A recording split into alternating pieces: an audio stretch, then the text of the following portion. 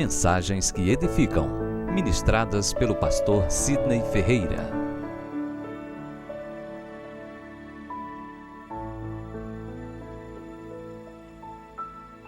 Meus amados, nós estamos na campanha de clamor e intercessão pela nossa nação, e a gente percebe que quando o assunto é clamor e intercessão, realmente é muito mais difícil. Mas nós vamos seguir firme o propósito, fazendo menção à palavra que onde estiver dois ou mais reunidos em o nome do Senhor Jesus, Ele se fará presente. E sobretudo lutar para que um dia a consciência cristã venha entender que o culto não se restringe a receber. O culto é dar, o culto é ofertar, o culto é oferecer. Amém? Amém, amados? Nós sabemos o quanto a intercessão é difícil, tão difícil que Deus um dia olhou para a terra e disse: não há sequer um homem que se coloque na brecha em favor do meu povo. Então nós não temos motivo algum para ficar triste, porque se Deus olhar para a evangelizadora hoje, Ele vai nos encontrar na brecha em favor da nação, em favor dessa terra, em favor dessa geração. Eu gostaria muito que o povo de Deus se despertasse no sentido da importância da intercessão, do clamor, sobretudo pelos nossos governantes, no tocante a um ano tão importante na história da nossa nação. Mas não é um problema atual, é um problema tão antigo que o próprio Deus demonstrou a sua tristeza pelo fato de não ter pessoas que se colocassem na brecha. Então nós vamos orar nesse momento, logo em seguida nós vamos trazer a palavra, depois vamos fazer mais um louvor, e depois a gente faz o clamor geral, e de uma forma muito sucinta e breve, a gente vai encerrar um pouco mais cedo hoje, ok? Vamos orar pela nossa nação, vamos orar pelo dia das eleições, vamos orar pelos presidenciáveis, pelos candidatos, vamos orar. Pai querido, graças te damos e bendizemos ao teu santo nome, e nessa hora, nós queremos orar pelo Brasil. Ó Deus, sara a nossa terra, liberta o nosso povo. Teu povo tem vivido dias de aflição, dias de pranto, a crise instaurada, sobretudo a crise moral, se alastrando e assim, Pai, atingindo tantas outras áreas. Famílias sofrem, pais estão sofrendo com seus filhos. Ó Deus, nós oramos para que o Senhor nos liberte de todo espírito de corrupção, todo espírito de criminalidade, todo espírito de tráfico que assola o nosso país. Ó Deus, somente o Senhor para livrar a nossa terra, somente o Senhor para mudar a nossa história. E aqui estamos, Senhor, somos poucos, mas não estamos sozinhos, e cremos que o Senhor se faz presente aonde há sinceridade, onde existe verdade. Ó Deus, nós oramos e clamamos para que um novo tempo venha se ser estabelecido em nossa geração, para que venhamos viver tempos de glória em Tua presença. Essa é a nossa oração, em nome de Jesus. Amém. Glória a Deus. 1 Timóteo, capítulo 2, versículo 1.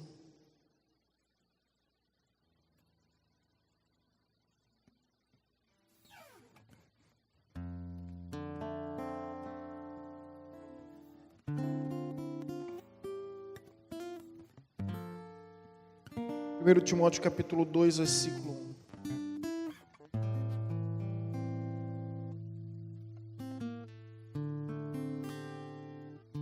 Orando pelos governantes. Esse é o tema da nossa reflexão para essa tarde. O apóstolo Paulo diz: antes de tudo, 1 1 Timóteo capítulo 2, versículo 1. Antes de tudo, pois exorto que use a prática de súplicas, orações, intercessões, ações de graça em favor de todos os homens, em favor dos reis e de todos os que se acham investidos de autoridade, para que vivamos vida tranquila e mansa, com toda piedade e respeito. Isto é bom e aceitável diante de Deus, nosso Salvador, o qual deseja que todos os homens sejam salvos, cheguem ao pleno conhecimento da verdade, porquanto há um só Deus e um só mediador entre Deus e os homens, Cristo Jesus, homem. Amém. Veja bem o que o apóstolo Paulo nos diz ao instruir o jovem pastor Timóteo ao exercício do pastorado. Antes de tudo, antes de qualquer ofício, antes de qualquer atribuição, antes de qualquer exercício, antes de qualquer prática, ele estabelece a oração como uma prioridade ministerial.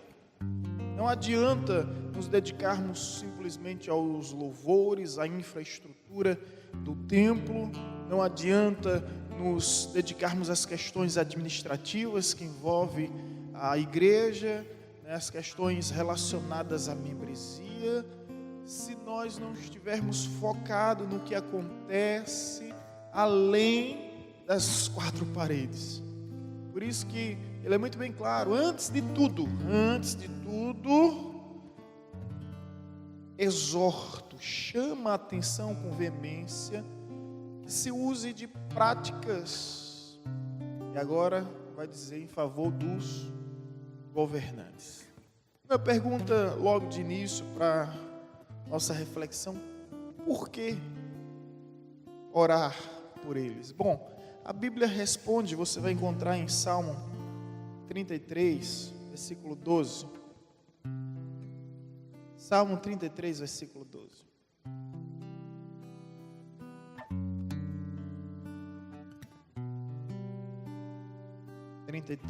Verso 12. Feliz a nação cujo Deus é o Senhor, e o povo que Ele escolheu para sua herança. Então, por que usar dessas práticas? Daqui a pouco nós vamos ver um pouco melhor sobre ela. Súplicas, orações, clamor, intercessão. Mas por quê? Isso é muito bem claro. Para que haja felicidade. Feliz a nação cujo Deus é o Senhor. Isso é lindo. Não é feliz a nação que é rica, feliz a nação que é próspera, feliz a nação que é de direita, feliz a nação que é de esquerda, né? Mas é feliz a nação cujo Deus é o Senhor. Não é a nação que tem uma boa política, não é a nação que tem uma boa economia, não é a nação que tem muitas riquezas naturais, mas feliz é a nação cujo Deus é o Senhor. E nos diz mais, e o povo que Ele escolheu para ser sua herança. Então, quando nós oramos para os nossos governantes, nós oramos para que eles venham reconhecer que Cristo é o Senhor do Brasil, que Cristo é o Senhor dessa terra, que Cristo é o Senhor dessa nação. Infelizmente, enquanto Cristo não for reconhecido como Senhor, nós não vamos viver a verdadeira felicidade. E infelizmente, o mal da nossa nação é a idolatria. A nossa nação venera homens. A nossa nação tem os seus patronos, tem os seus padroeiros. A nossa nação é a nação dos heróis ilegítimos como Macunaíma. A nossa nação, infelizmente, ela não atribui devida glória a Deus. Então, feliz a nação cujo Deus é o Senhor. Então nós oramos para que a felicidade venha ser algo real, não algo utópico, não venha ser uma fábula, não venha ser uma fantasia, mas venha ser uma realidade. Muito se fala sobre felicidade, muito se busca a felicidade, mas se esquece quem é a verdadeira fonte da felicidade. Somente em Deus, através de Cristo, nós podemos verdadeiramente ser felizes. E a Bíblia nos diz: feliz é a nação. Logo, se feliz é a nação cujo Deus é o Senhor, feliz é o povo cujo Deus é o Senhor, feliz a família cujo Deus é o Senhor, feliz o matrimônio cujo Deus é o Senhor, feliz o homem, feliz a mulher cujo Deus é o Senhor. Então, para que haja felicidade, não uma euforia passageira que se comemora em fevereiro, em ano, como nesse país de carnaval. É tão triste o carnaval que o dia seguinte é a quarta-feira de cinza. Tudo se reduz a cinza. Tudo torna-se cinza e pó. E aí vem aquela ressaca moral, aquela ressaca física, sem falar das dívidas do cartão que vai vir na fatura. E tantos outros problemas, como de repente uma gravidez indesejada que não foi planejada e depois de 9 meses o resultado, e doenças, e tantas coisas terríveis acontecem no país que é chamado o país do carnaval. Feliz a nação cujo Deus é o Senhor. O Japão, por exemplo, é uma nação rica, a economia é próspera, a política é bem sucedida, mas não é uma nação feliz. Os maiores suicídios que existem no mundo ocorrem justamente no Japão. E a pergunta que se faz: o que é que eles precisam? De dinheiro? Não. É um país de primeiro mundo, um país desenvolvido, um país referência em tecnologia, em ciência, em economia. Os políticos prezam pelaquela moral de samurai, aquela honra que a gente vê nos filmes épicos e tanto admira. Mas é o país que comete mais suicídio. Por quê? Porque Cristo não é o Senhor. Eles adoram seus ancestrais, eles adoram as culturas que eles têm, que herdam e que preservam. Enfim, feliz a nação cujo Deus é o Senhor. A felicidade do Brasil, a felicidade do brasileiro depende em reconhecer que Cristo é o Senhor. Então, quando o apóstolo Paulo pede para que nós venhamos exercitar essa prática, para que a felicidade venha a ser uma verdade, uma realidade em nossas vidas, que venhamos desistir das ilusões e das fantasias, que venhamos crer nessa verdade, que Jesus é a nossa felicidade. Uma outra razão, você pode encontrar em Provérbios 29, versículo 2, aí nos dizer que Deus quer que a gente ore pelos governantes, porque está escrito o seguinte, 29, versículo 2, Provérbios: quando se multiplica o justo, o povo se alegra, quando porém domina o perverso, o povo suspira. Alegria está, ou melhor, a felicidade está no Senhor. Agora a alegria, ela se encontra na justiça. Então nós oramos e devemos orar para que se multiplique o justo, para que o justo se prolifere, para que o justo resplandeça como a luz do sol, conforme está escrito na palavra, que o justo vai brilhando, brilhando, brilhando. Assim é o caminho e a vereda do justo, até se tornar dia perfeito. Então nossa oração é para que Deus levante justos na economia, na saúde, na segurança, na educação, na política, na justiça. Que Deus levante justo nos poderes executivo, legislativo, judiciário. Quer saber de uma verdade? Não importa se ele é evangélico ou não, se ele é espírita ou não, se ele é católico ou não. O que importa é que eles venham ser justos. Eles venham ser justos. Olha, a salvação da nossa nação não está na eleição de um presidente evangélico. Talvez seja a ruína. Nós nunca tivemos um presidente da Câmara evangélica. E quando nós tivemos, não foi boa a experiência, não foi, Amena? Foi uma experiência trágica. Então talvez tenham aqui a simplicidade de falar igual o apóstolo Paulo: falo eu e não o Senhor. Mas a nossa oração é que Deus levante homens justos, homens coerentes com sua própria consciência, que tenham temor a Deus. Mais importante do que práticas religiosas, porque esse é o conselho de Salomão. No fim do livro de Eclesiastes, ele diz: de tudo que vocês viram e ouviram até agora, a suma, a síntese, o resumo geral é: teme a Deus e cumpre os seus mandamentos, porque este é o dever de todos os homens. Então que Deus levante homens justos, para que venha governar os municípios, que venha governar os estados, que venha governar as regiões, que venha governar o nosso país, porque a Bíblia diz: quando se multiplica o justo, o povo se alegra.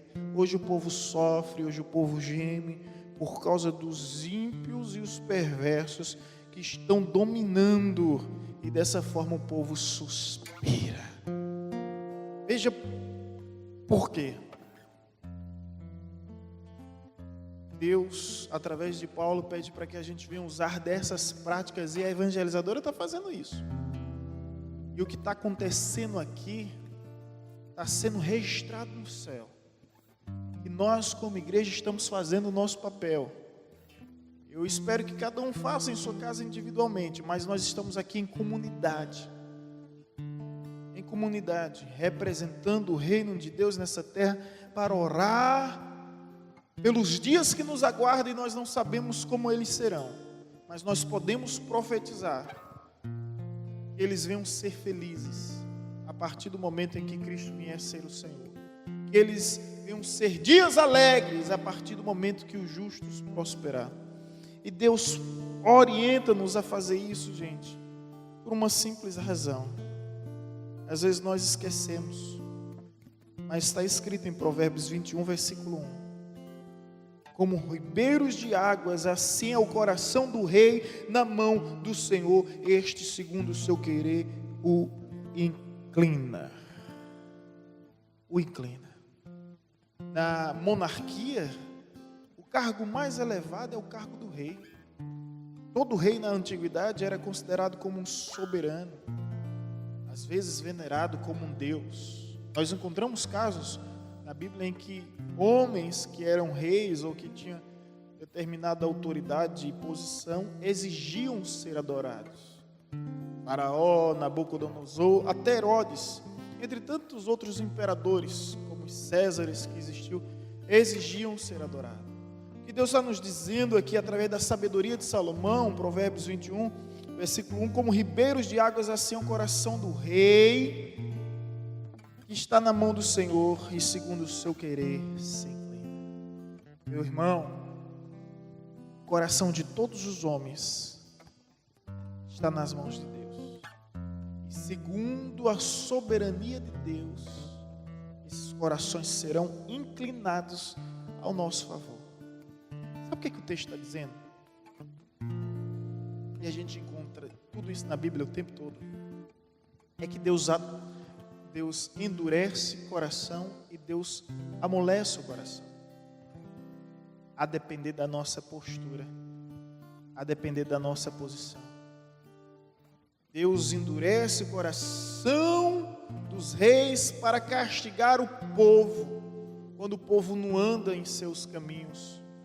Deus amolece o coração do rei para abençoar o povo, quando o povo procura os seus caminhos. Isso é tão simples, né? Tão simples. E aí a gente vai ver esse Deus que está no controle de tudo, dizendo ao seu povo lá em 2 Crônicas 7,14: se o meu povo, que se chama pelo meu nome, se humilhar e orar e me buscar e converter dos seus maus caminhos, então eu ouvirei dos céus, perdoarei os seus pecados e sararei a sua terra. Só Deus pode sarar a nossa terra. Somente Deus pode sarar o nosso povo. Somente Deus pode sarar a nossa nação. Quando a Bíblia diz que Deus vai sarar, é porque estamos doentes, estamos enfermos pelo pecado, e o pecado é o opróbrio da nação. O opróbrio é vergonha. Esse pecado nos envergonha perante os outros povos, perante as outras nações, que olham para nós e dizem: o Brasil tinha tudo para ser um país bem sucedido, mas infelizmente não é. E aí nós nos tornamos motivos de chacota, de sarcasmo entre as demais nações. Nós nos tornamos, motivo de zoações entre as demais nações, porque estamos doentes, moralmente enfermos por causa do pecado. O povo conta piada ao nosso respeito. Isso é tão triste. Vocês sabem que o pastor teve a oportunidade de visitar alguns lugares, entre eles 3 continentes. 3 continentes. E nesses 3 continentes nós vimos o quanto o Brasil é querido por causa dessa energia que nós chamamos de entusiasmo, que somente nós temos, dessa alegria natural, mas ao mesmo tempo ridicularizado. O povo até brinca que Deus enviou tornados para os Estados Unidos, enviou terremotos para o Japão, enviou tsunamis para alguns países da Ásia. E o povo perguntou: e o Brasil, Senhor? O que é que o Senhor vai enviar para o Brasil? Deus disse: pode deixar comigo que eu estou preparando algo para eles. E o que é, Senhor? Porventura é algum fenômeno natural? Não. E o que é que o Senhor vai colocar no Brasil? Deixa comigo que eu estou preparando um povinho para habitar naquele lugar. Enfim, o mal do Brasil é o brasileiro. É triste isso, né? Mas é o próprio brasileiro. Isso é triste. O mal do Brasil é o próprio brasileiro. Gente, nós vivemos numa nação tão abençoada. Quando nós estávamos em Miami, eu ouvi a Silvinha, que é Paula Fonsina, hoje mora lá, filha de Neide Piancó, que já foi membro e diaconisa dessa igreja. E ela nos contava o quanto foi terrível a sensação do furacão. Lá, mas interessante que eu aprendi muito.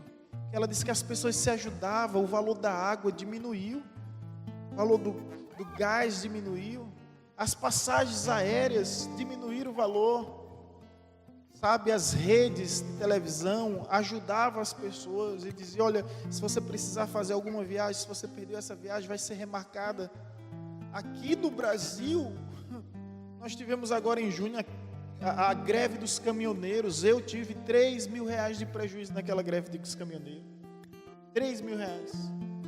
Era minha viagem para a África, que o passaporte não conseguiu chegar em dia com o visto para Moçambique, por causa dos correios, que não conseguiu chegar a tempo devido à greve dos caminhoneiros. E eu não estou sendo contra os caminhoneiros. Eles fizeram o que a maioria não tem coragem de fazer e mostraram que tem mais poder do que a classe médica, do que a classe de engenheiro, do que a classe dos advogados. Tinham todo o meu apoio. Eu apenas fui prejudicado. E aí minha passagem, o passaporte não chegou a tempo. Aí eu ligo para a empresa aérea explicando toda a situação, com todos os documentos em mãos. Em outras palavras, eles disseram: problema teu.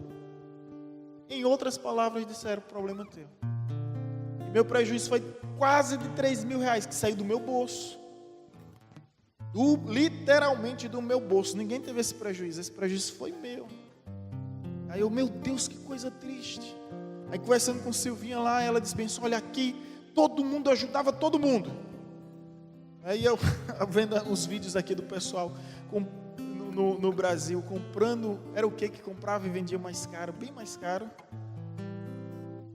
Gasolina. É verdade, gente. Gasolina. Tudo é vantagem para o brasileiro, né, rapaz? Vamos tirar vantagem. As gasolinas, tinha gente aí que pegava fila. Nunca vi isso, parecia o filme Mad Max. Apocalíptico. Que sensação de terror quando eu passo assim, vejo a avenida cheia, né, de carro, uma fila quilométrica para pegar a gasolina. E aí tinha neguinho dentro da sua casa vendendo gasolina, explorando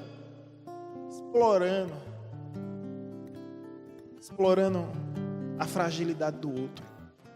Lá em Miami, quando veio esse último furacão, as pessoas se uniam, as pessoas se protegiam.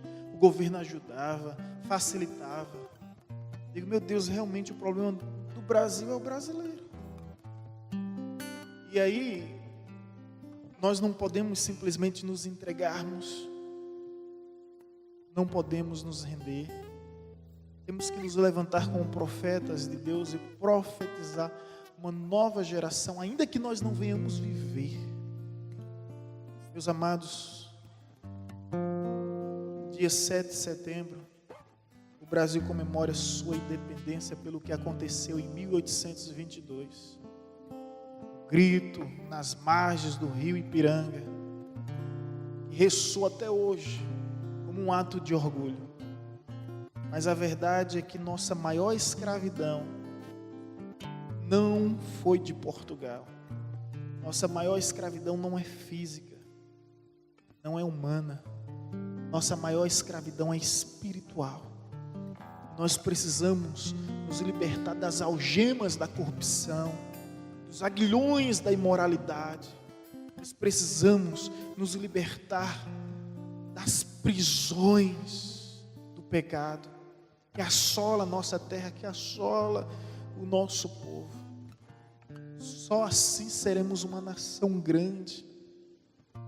Por isso, o apóstolo Paulo orienta o jovem Timóteo, diz: antes de tudo, porque eu pergunto a vocês, do que adianta a gente investir na nossa infraestrutura, do que adianta investir no espaço, no ambiente, do que adianta investir em tudo que está aqui à nossa disposição, se amanhã nós não vamos ter paz, se amanhã nós não vamos ter felicidade nem alegria, se Deus não vai ser o Senhor da nossa nação. Olha o que ele diz: antes de tudo, pois exorto que use de prática e súplica, orações, intercessões, ações de graça em favor de todos os homens, em favor dos reis e de todos, para que se achem vestidos de autoridade, para que vivamos uma vida tranquila e mansa, com toda piedade e respeito. Em outra versão vai dizer, para que vivamos tempos de paz. Ou seja, a qualquer momento pode existir uma lei que venha roubar a nossa paz. Parece brincadeira, né, Damasceno?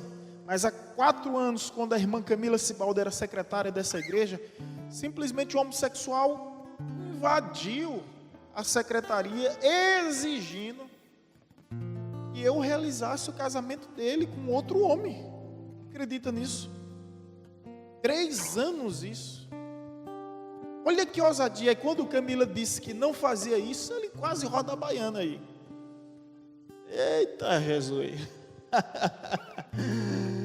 Quase roda a baiana aí. A gente fala de problemas como se estivesse distante, mas não foi aqui. Foi aqui quando a lei estava tramitando no Senado que pastor e padre não fizesse casamento homossexual seria considerado como um preconceito e seria tido como um crime inafiançável. Ou seja, o pastor ia preso. Não tinha dinheiro no mundo que fizesse com que ele saísse de lá. Eu disse, eu vou. Se tiver que ser preso pela verdade, pela justiça. Eis-me aqui, Juraci está dizendo que a gente ia me visitar, amém. Eu espero que sim. Se deixarem, viu? Se deixarem. Mas o que eu estou querendo falar aqui, o negócio é sério. A qualquer momento pode existir uma lei e acabar com nossa paz, acabar com o nosso sossego. Acabar conosco. Olha, diaconisa Juraci, lembrando que ele foi desaforado ainda, disse, amanhã eu venho falar com o seu pastor. Pô, esperei ele o dia todo, o miserável não apareceu. Ele ia conhecer o que ele... Tem demônio que a gente tira na oração, mas tem outro que a gente tira no chicote, viu, Damasceno? Sabe com quem eu aprendi? Com Jesus isso. Eu falei isso em uma igreja, uma irmã olhou assim, ficou escandalizada comigo. Eu disse, irmã, tem demônio que a gente tira na oração, mas tem outro que a gente tira no chicote. Você vai ver como Jesus expulsou os vendilhões do templo. Como foi que ele expulsou? Os vendilhões do templo. Chicoteando aquela turma, irmão. Jesus pegou um chicote, lá, pá, botou a galera para correr, chutou o pau da barraca, não ficou um. deixou as moedas tudo no chão, que era tudo moeda imunda. Jesus não quis dinheiro ilegal, dinheiro sujo. Ficou tudo lá. Tudo lá. Então tem demônio que a gente tira na oração, tem outros. Amém, Juraci? Preparar uns chicotes aí, Juraci. Qualquer coisa a gente está armado. Ô, glória! Para que a gente venha ter paz. Olha, eu vou evitar falar o nome de nações, mas eu vou falar aquilo que eu vi. Quando eu cheguei na fronteira entre a Coreia do Sul e a Coreia do Norte, fiz até um vídeo, você pode acompanhar no YouTube. Eu me lembrei das lágrimas dos irmãos da Coreia do Sul, que orava com muita efervescência. E chamou muito minha atenção que eu perguntei, por que eles oram assim? E a missionária intérprete disse, eles oram assim porque existe nessa igreja 60 familiares, ou melhor, 60 famílias que sofrem com pessoas que estão simplesmente sendo torturadas do outro lado da fronteira. Eu olhei aquela fronteira, eu fiquei imaginando aquele povo que não tem acesso a nenhum tipo de comunicação, nenhum tipo de informação, são obrigados a trabalho escravo.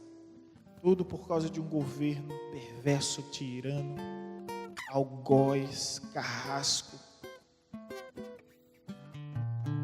maligno. E qualquer nação pode acontecer isso, gente. Qualquer nação pode acontecer isso. Então, antes de tudo, pois, exorto que use de práticas para o vosso bem. A gente está orando aqui para o nosso bem. A gente está orando aqui por nós mesmos. Em favor de todos os homens, porque Deus deseja que todos os homens sejam salvos pelo conhecimento da verdade. Só há um meio da salvação se tornar uma verdade, uma realidade possível em nosso país, através do conhecimento da verdade. Conhecereis a verdade e a verdade vos libertará. O meu povo perece por falta de conhecimento. O que é que o Brasil precisa? Do conhecimento. A gente não está falando de um conhecimento adquirido por meio das faculdades mentais. Não, é esse conhecimento que vem do alto, é a sabedoria que vem de cima, da parte de Deus. Então a nossa oração é que Deus abra o entendimento, arranque com as vendas, retire as escamas e que o povo venha contemplar que Jesus não é simplesmente um Galileu carpinteiro de Nazaré, não é simplesmente um nazareno filho de José. Jesus não é simplesmente um mártir da paz. Jesus não é simplesmente, conforme alguns dizem, um pensador revolucionário, que Jesus é o Senhor e que Jesus é o Salvador. Gente, o que causa temor e tremor ao meu coração ao viver, pregar e estudar o Evangelho é que essas palavras são fiéis e são verdadeiras. Jesus disse, minhas palavras é espírito e vida. É vida. Vamos tirar essa realidade das páginas das Escrituras Sagradas. Vamos escrever uma nova história. E que nessa história Deus venha ser tão real como tem se mostrado e se revelado nas páginas da Bíblia. Isso é possível, Basta tão somente observar os princípios. E a Bíblia diz, exorto que use de práticas de... Aqui eu quero chegar a súplicas. O que é súplica? Ele faz 3 diferenças aqui, súplica, oração e intercessão. O que é súplica? O que é súplica? Súplica é quando você clama, é uma espécie de petição, mas tão intensa, tão veemente, que através da súplica você chora. Não é simplesmente um pedido, sabe? É uma espécie de clamor, e ali você sente as dores, você se coloca no lugar, você se compadece. Isso é súplica. É súplica quando se torna em prantos as tuas orações. A pergunta a ser feita agora, e a situação que o apóstolo Paulo nos envolve, é práticas de súplica, ou seja, você tem orado ao ponto de chorar pela sua nação? Eu não tenho dados, não tenho informações de quantas pessoas estão envolvidas com drogas, escravas das drogas. Quantos casamentos chegaram ao divórcio? Quantas famílias foram destruídas? Quantos suicídios existem? Quantas pessoas são vítimas do crime? Você tem chorado? Não. Deixa eu te dar uma boa razão para você chorar. Jesus tem chorado. Então oro para que vocês usem de práticas, de súplicas. É porque Jesus tem chorado e a gente tem que chorar pelo que Jesus chora e nos alegrarmos com que Ele se alegra. Isso é o que nos identifica como cristão. Então a nossa nação está caminhando a passos longos e rápidos para o inferno. E o que nós temos feito? Talvez você pergunte, o que nós podemos fazer? Nós devemos orar. Nunca subestimar o poder da fé e nunca perder a esperança na oração. Nunca orar, na certeza que Deus vai fazer alguma coisa. Sabe o menino que faleceu agora há pouco? Andava aqui com a gente. Ultimamente estava congregando em outra igreja, com um pastor que é muito amigo meu, e eu estava feliz até pelos passos que ele estava dando nessa caminhada. Mas estava aqui. O pastor ligou para mim, a gente conversou essa semana, o pastor disse o seguinte: eu via uma grande influência das trevas, o atraindo para o mal. Ele veio para um culto há pouco tempo. Antes de terminar a mensagem, ele se levantou e saiu. E aquela sensação me trouxe tão mal. Felizmente, o jovem veio a falecer, veio a óbito. Amanhã eu estarei no hospital visitando a menina que sobreviveu. Era para estar indo hoje, convidado para ir hoje, mas não tive condições. Mas amanhã eu estarei indo lá. Agora, eu estou falando isso aqui porque está algo muito recente, né? Quem conhecia está ainda muito sensibilizado, Gandô. Mas quantas outras pessoas que estão aqui próximo a gente, tão próxima, de repente são ceifadas pelo inimigo. Ceifadas pelo inimigo. O pastor Nelito, na realidade o cantor Nelito, quando ele veio aqui, ele me fez uma pergunta. Eu tenho 18 anos de cristão, ele fez uma pergunta aqui que não me incomodou, sabe, gente? Quando ele perguntou, você tem orado pelos ciganos? Eu nunca orei pelos ciganos. Olha, eu já orei pelos eremitas, beduínos, pelos pigmeus, pelos indígenas, já orei por esquimós, mas eu não tinha orado pelos ciganos. E quando ele diz bem assim, olha, Jesus morreu também pelos ciganos. E a gente acaba se identificando com isso, né? Sobre a necessidade de orarmos por todo o povo para que Deus de alguma forma alcance-os. Você tem orado pelos drogados? Sabia que Paulo Afonso, entre a Bahia, é uma das cidades de maior movimentação de drogas? Lembra de Chechel da Timbalada? Isso faz muito tempo, eu não era nem cristão. Timbalada veio tocar em Paulo Afonso, a Timbalada foi embora, ele ficou. Você pensa assim, por que você ficou? Nunca vi um lugar de tanta mulher bonita, tanta droga fácil. E aí ficou usando droga, e mulher, e droga, e mulher, e mulher, e droga. Ficou um tempo aqui, né? E a gente está falando dos principados que assolam a nossa cidade, que atua em nosso município. Então, súplicas é chorarmos por isso. Depois nos diz o texto, em súplicas, depois nos diz orações. Orações, você sabe o que é oração. Oração não é simplesmente uma petição. Essa petição você faz a um presidente, a um prefeito, você faz ao seu pai, você faz ao seu patrão. Oração é falar com Deus, é abrir o coração para Deus, é entrar em conexão com o céu, estar em sintonia com o Pai. Então fala sobre súplica, fala sobre oração e fala sobre intercessão. Agora intercessão já é diferente. Intercessão é você orar pelo outro. Você não vai pedir por si nem para si, é pelo outro.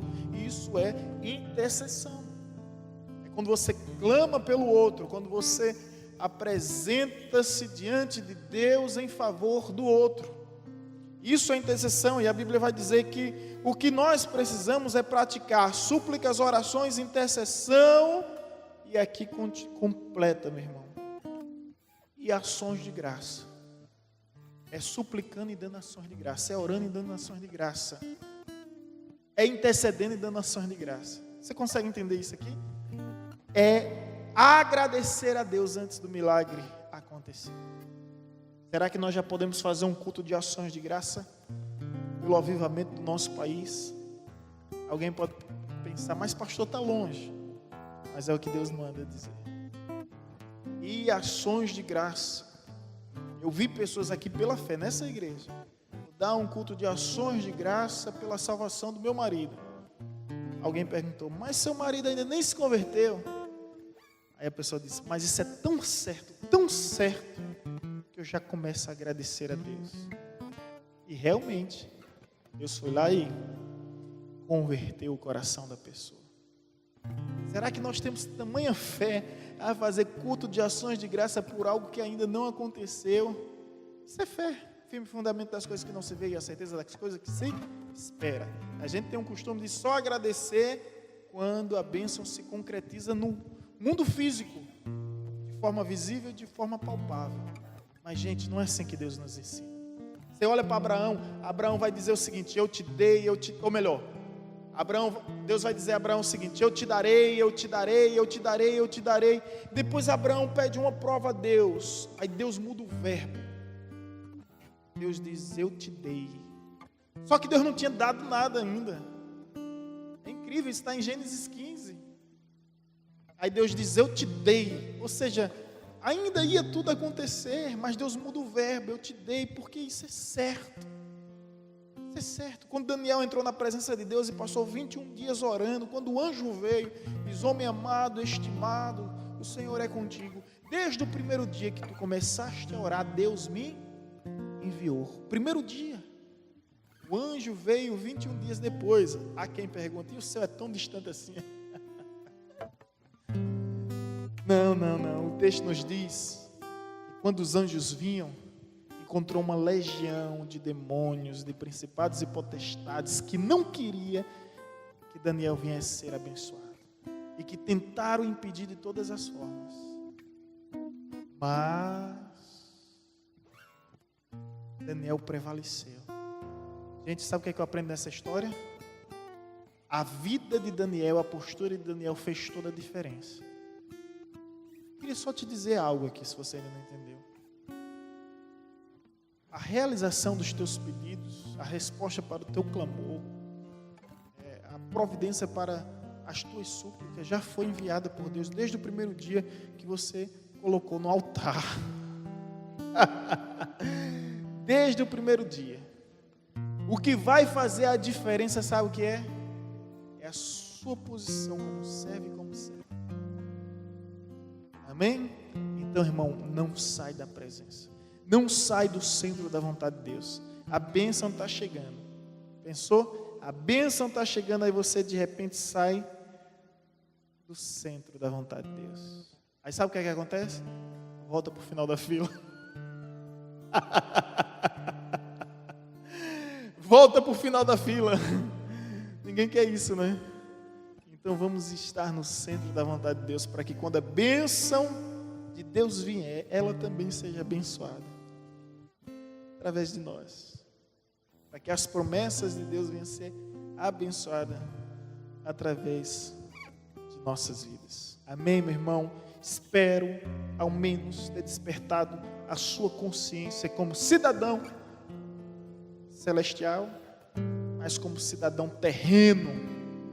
Como terreno, nós temos compromisso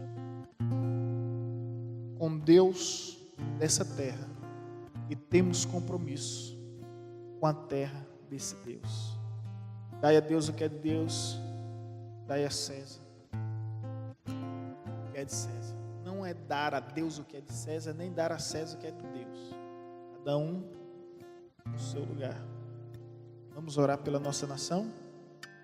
Vamos orar mais uma vez e assim a gente encerra o nosso culto. Amém. Eu pego aquela bandeira ali. Única bandeira no mundo que tem a frase, né? Ordem e progresso. Eu queria mudar essa frase. Se eu pudesse mudar, sabe o que é que eu ia mudar hoje? Eu ia tirar só esse D aqui do ordem. Aí ao invés de ordem e progresso seria orem e progresso.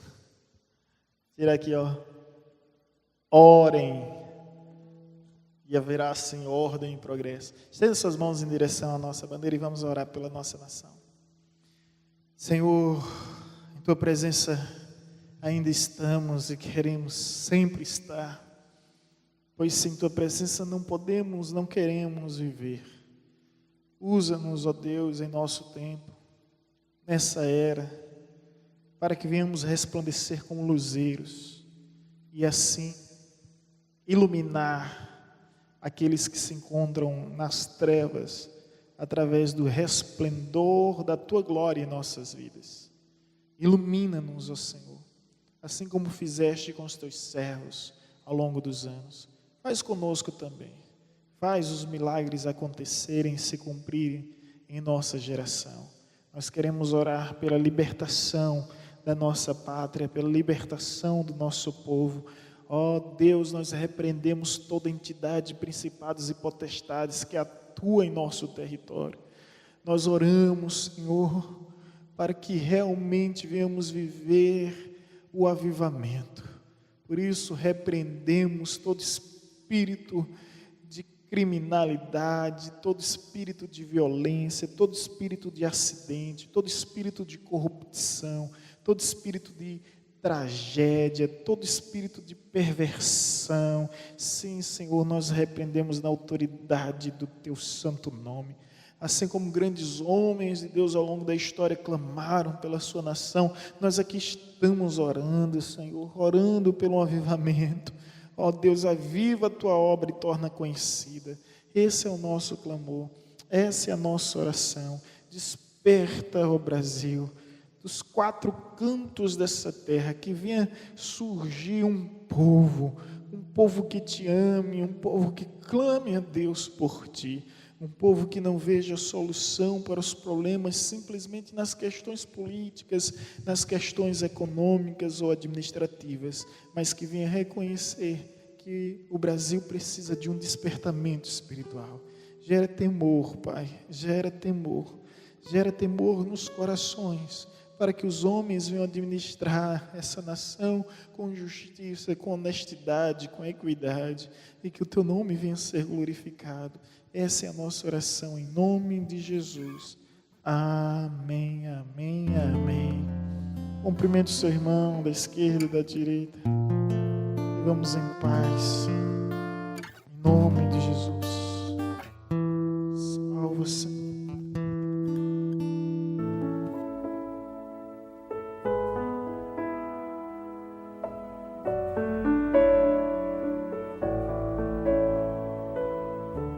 Você acabou de ouvir uma mensagem ministrada pelo pastor Sidney Ferreira, da Igreja Batista Evangelizadora.